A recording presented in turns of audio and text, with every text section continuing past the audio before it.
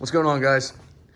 Gonna do a little video today about ZROADZ rock sliders. So when we purchased this Wild Track, my wife bought it. We got it about a few months back. I think it was like 2 months ago. It didn't have no rock sliders on it at all. So I purchased these for her for Christmas gift.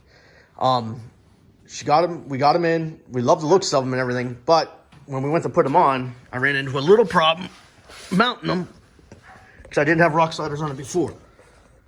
See, there's a place for a mount up in here and down there, but up in the front, it does mount up. It does bolt in and everything holds good, but everything else right now is held on by the pinch weld, by these bolts right in through here. If you look, there's another pinch weld coming up down here, I think, and then it's like 6 bolts to hold it in to the pinch welds, and I'm waiting on ZROADZ to give me a bracket for these spots right here.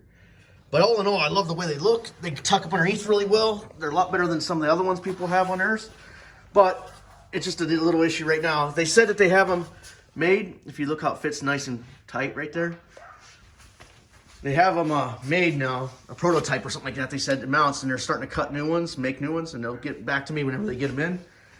But all in all, I mean, for what we use it for, going to Starbucks and the mall and going to work, it's fine.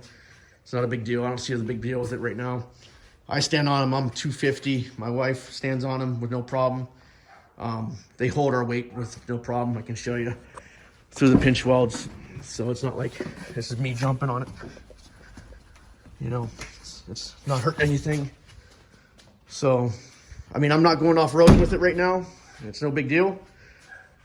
But they're pretty good. They work fine for what they are. It's a 2021 loaded Wild Track.